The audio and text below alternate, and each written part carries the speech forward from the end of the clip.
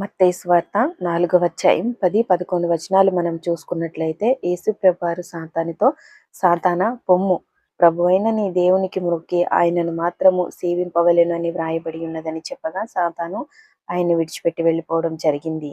వెంటనే పరలోకం నుంచి దేవదూతలు దిగి వచ్చి ఆయనకు పరిచర్య చేయడం జరిగింది.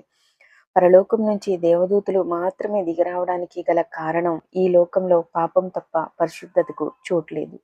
పరలోకమందు తండ్రి పరిశుద్ధుడు, పాపమున్న చోటికి ఆయన రాడు. అందుకనే దేవదూతలు మాత్రమే దిగిరావడం జరిగింది.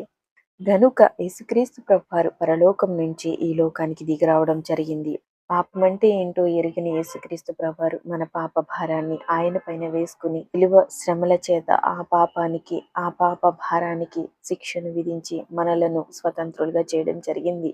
ఈ పరలోకం నుంచి దేవుడు ఈ లోకానికి దిగి రావడానికి ఒక పరిశుద్ధమైన మార్గాన్ని యేసుక్రీస్తు ప్రభువారు కలిగించారు, ఏర్పాటు చేశారు తండ్రికి.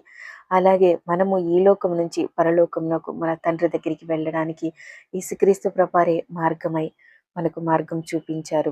మరి పరిశుద్ధత, పవిత్రత, నీతి, సమాధానం, విశ్వాసం క్రీస్తు ప్రభువారి ద్వారా ఈ లోకంలోనికి ప్రవేశించాయి గనుక, మరి ఇప్పుడు వస్తారా దేవుడు పరలోకం నుంచి దిగి కిందికి వస్తారా ఇక్కడికి?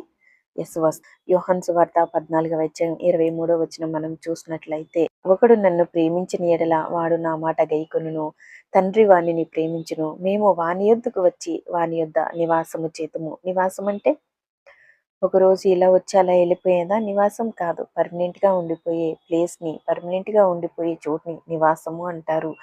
గనుక పరలోకమందున్న తండ్రి భూలోకానికి మన యొద్దకు దిగి వచ్చి మనలో ఉండి, మనతో సహవాసం చేయడానికి, మనకు పరిశుద్ధమైన మార్గాన్ని తెలియజేసిన క్రీస్తు ప్రభువారికి మనము కృతజ్ఞతాస్తుతులు చెల్లించుకొనవలసిన వారమై ఉన్నాము. పరలోకం విడిచిపెట్టి దేవుడు మన దగ్గరికి రావడానికి ఇష్టపడుతూ ఉన్నారు. క్రీస్తు ప్రభువారు ఒక శరీరంతో ఉన్న ఒక మనిషి భరించలేని బాధను ఆయన మన కొరకు భరించారు. కాబట్టి ఆ క్రీస్తు ప్రభువారిని హత్తుకుని ఆయన వలె జీవించడం మనకి ఎంతో క్షేమకరం, ఆశీర్వాదకరం, దీవెనకరం. ఆ క్షేమం, ఆ దీవెన, ఆ ఆశీర్వాదం పరలోకమందు మనకి దేవుడు అనుగ్రహించబోయే జీవ కిరీటం.